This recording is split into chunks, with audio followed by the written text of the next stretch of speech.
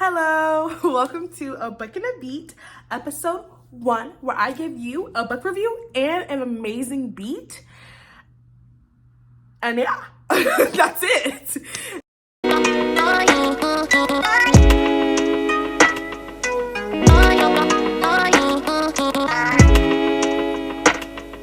And if you're new here, hi, I'm Azalea, and welcome to Azalea's Bookshelf.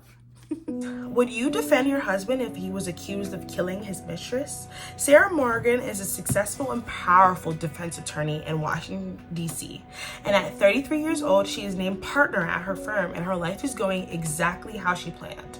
The same cannot be said for her husband, Adam. He is a struggling writer who has had little success in his career. He begins to tire his and Sarah's relationship as she is constantly working.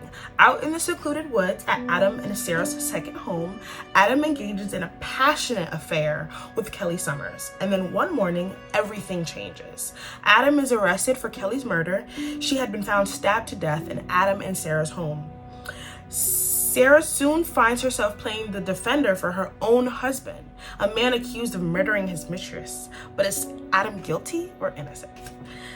This book is thriller, mystery, crime, so if that's not your vibe, if you don't really like that, if you're not really fucking with that, you're not gonna like this review. You're not gonna like this review. Let's get started with the makeup because we have to get into this book. We have to get into this book because the way that this book, I was like, what? What's going on? I don't understand what's going on. It's a pretty crazy book. I'm gonna say that. So first off, my favorite character in the book already is Sarah. She is such a badass. Like the way that they describe her in the book, like she's such a badass. Like she's a public defender or she's an attorney, and she just like really, I don't know, like in the book they make her out to be like a very like strong and like independent woman, and meanwhile Adam, her husband, is like this like not so successful writer. Like he misses Sarah, and like Sarah kind of wears the pants in the relationship, so to speak, and Adam doesn't do very well with that. Like he's always asking her like why she's working so much and like can they ever spend any time together or whatever. And so they get this second home in the woods. It's like an hour or two, I think, outside of Washington, D.C., so that they could spend time together. But after they got the house built, Sarah never came. Like Sarah was like, boy, I got work to do. Like, you not making no money. I need to go make the money. I need to go do what I need to do. And so Adam got very bored, essentially. Like he got very bored, essentially. And one day he goes to a cafe and he's working on some writing, and he meets Kelly. And Kelly is like kind of like the opposite of Sarah. Like she kind of innocent and kind of quiet. She works at this cafe, this coffee shop, and Adam really takes a liking to her, honestly. Like he really he starts to talk to her, and they start to get to know each other. So when he meets her the first time they were at the cafe, they literally talk for like hours. Like he stays there for like 6 hours, and like they really hit it off. And so since Sarah is not really paying attention to Adam decides to take things into his own hands and starts an affair with Kelly. This book, like, I don't know how to explain this book. Like I don't really care for like stories like this for the most part. Like I usually don't. I like mystery stories, but I don't really care for like the romance aspect of it. Like I'm not a romance girly. I don't really care for like the lovey-dovey stuff in books. Like I want to get to the gory. I want to get to, I want to get to the grit of the book. I don't really care who's messing with who, and I don't really care for that. But they really explain, like the author really like goes in depth about their relationship and how, they almost kind of make you try to feel bad for Adam in a way. Like even though he's a cheater, they really try to make you feel bad for Adam. Like it's weird. Like they understand his point of view. Like he literally falls in love with Kelly. He falls in love with her because he just gets the attention that Kelly gives him, he doesn't get from Sarah. Like Sarah's always working. She's always, out late and stuff like that. And so they really kind of make us feel bad because we're like, oh yeah, like that really sucks, like, you know, not getting attention from your partner. Of course, like somebody is gonna feel sad and upset about that, but it doesn't give you the right to cheat. I'm gonna take a pause. I didn't even tell you guys what makeup style I'm doing. So since like the cover, I'll like insert the cover of the book. It's like 2 rings and there's like a blood splatter. So I'm kind of thinking like a bridal type look. Like, I don't know. I'm thinking something like that. So yeah, I think I'm gonna do like a light beat, but the eyes are gonna be like the main point of the of this beat. I think I'm gonna be using a lot of neutrals and a lot of tans and darks, and all the makeup I'm using is either gonna be on the screen or in the description box, so you can follow along, or you can do your makeup with me, you know, whatever you want to do.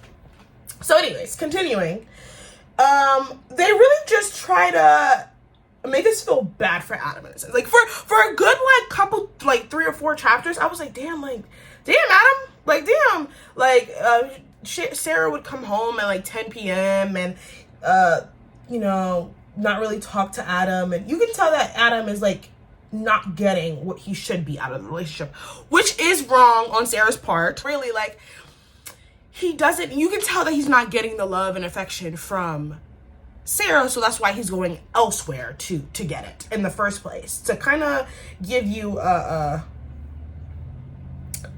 kind of understanding of Adam. Yes, he's a cheater, but yes, he's also being neglected in his relationship. It doesn't make it right, but we kind of understand. We get this understanding with Adam that, like, you know, like, obviously if your partner is not showing you a lot of love, you're gonna be looking elsewhere.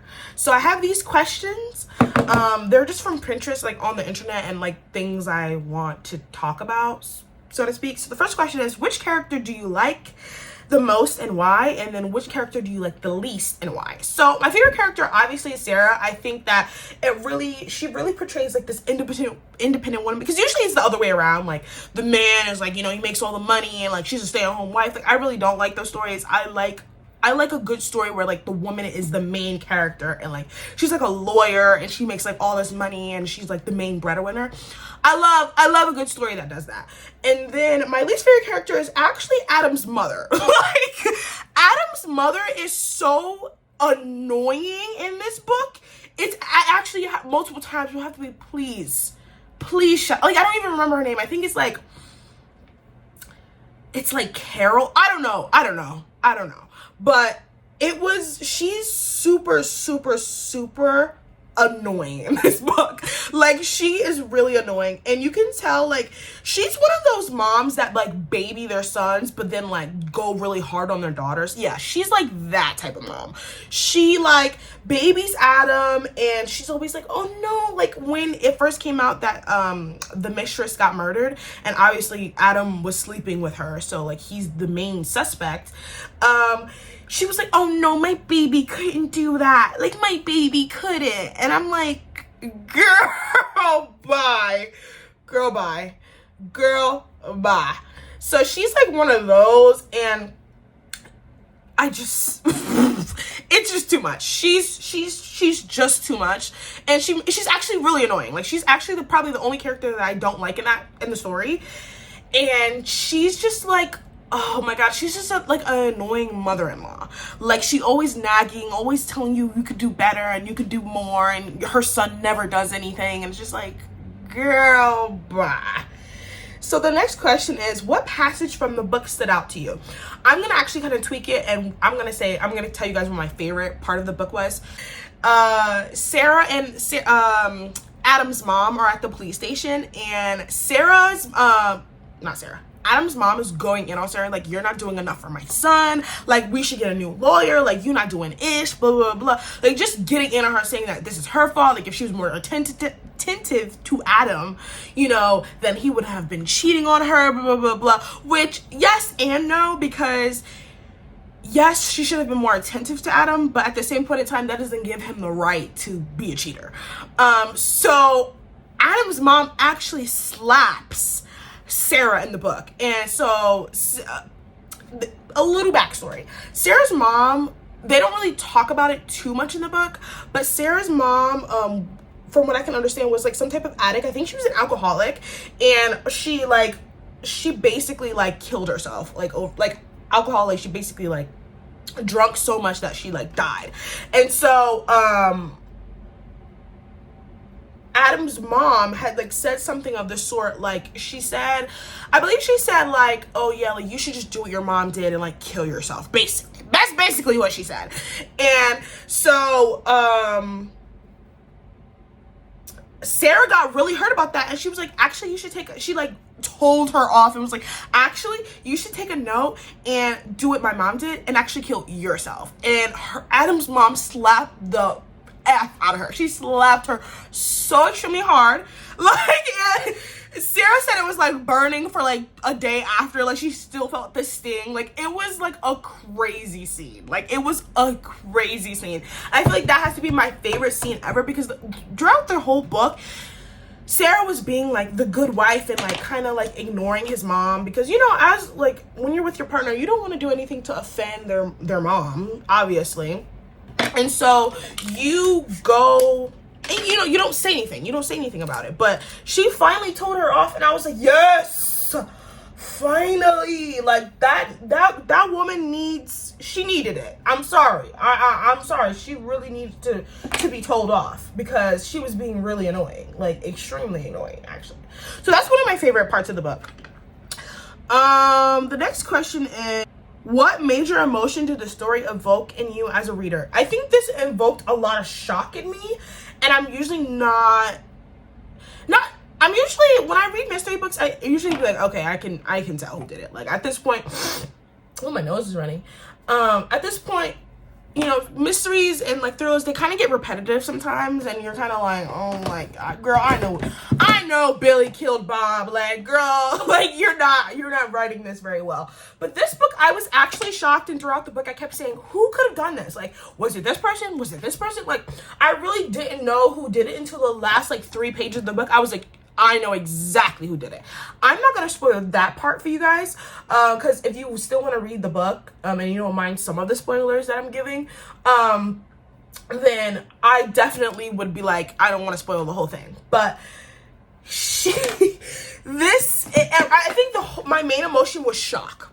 I was really actually shocked about how well written this mystery book was, because a lot of mystery books, sometimes I'm like, I read them because I like them, but sometimes you can tell, okay, yeah, girl, I know who killed Bob. Like, let's be for real. Let's really be for real. But this one, I didn't know who it was. Like, I really didn't know who it was, and I kept reading because I was like, I need to know who did this, because I need to know who did this. And so that was my main emotion, shock mainly. The next question is, if you could change something about the book, what would it be and why? That's a really good question.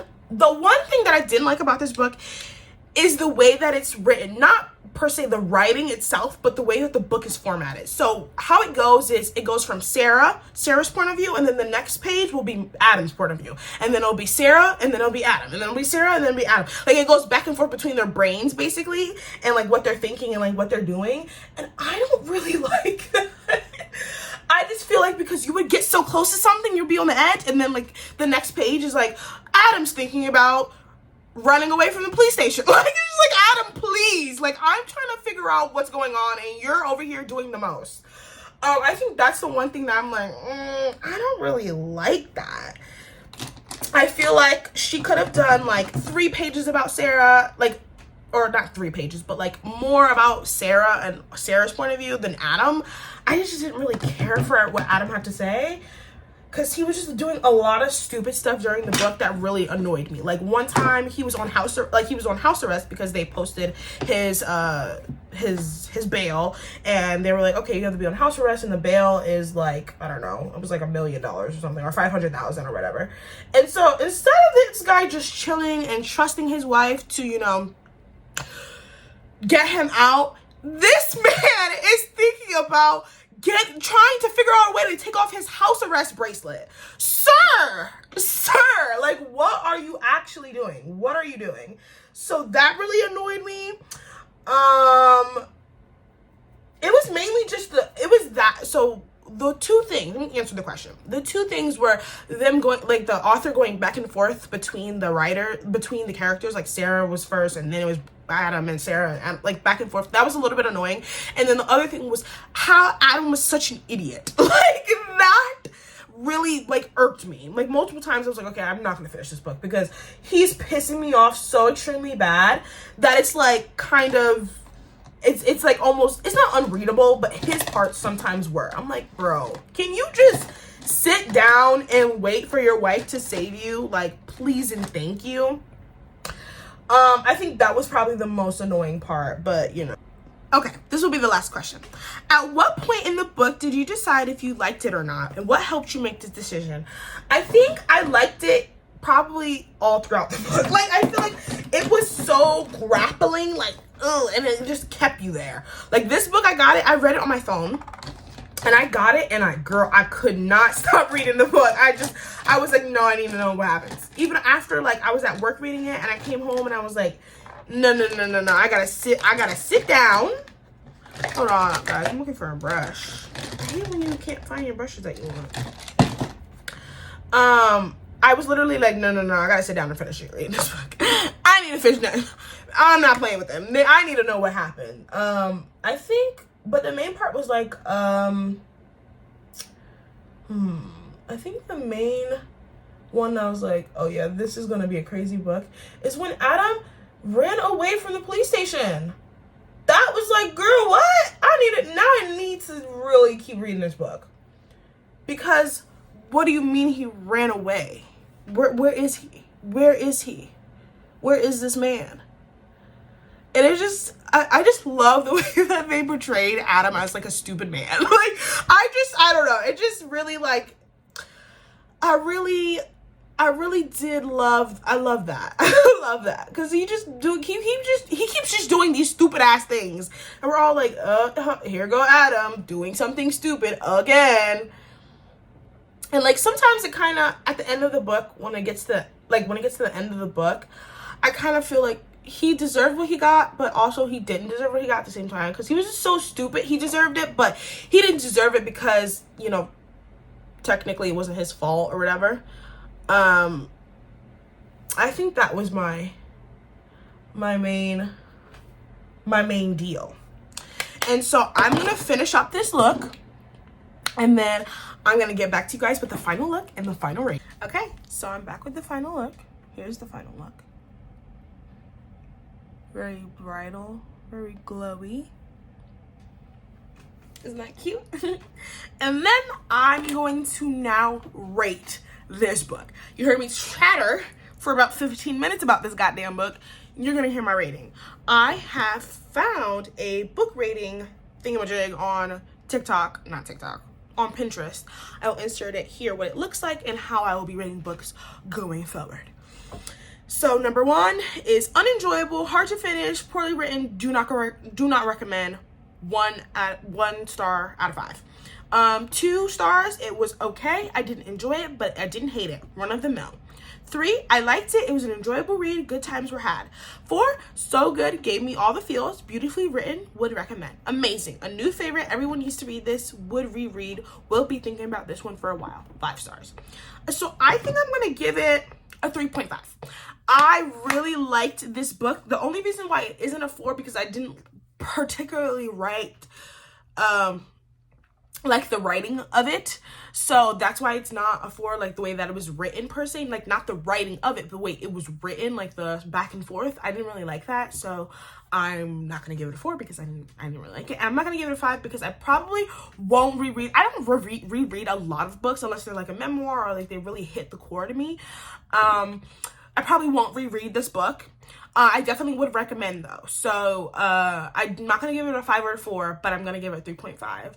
And yeah, so we did it. We did a Book and a Beat episode number 1, and we will be back for more. We will be back for more next week.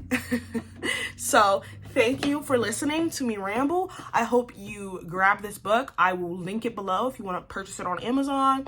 There are not going to be affiliate links or anything like that, but if you do want to purchase this, I will link it down below. It's a good book. I would recommend. And I will see you guys next week for another Book and a Beat. Bye.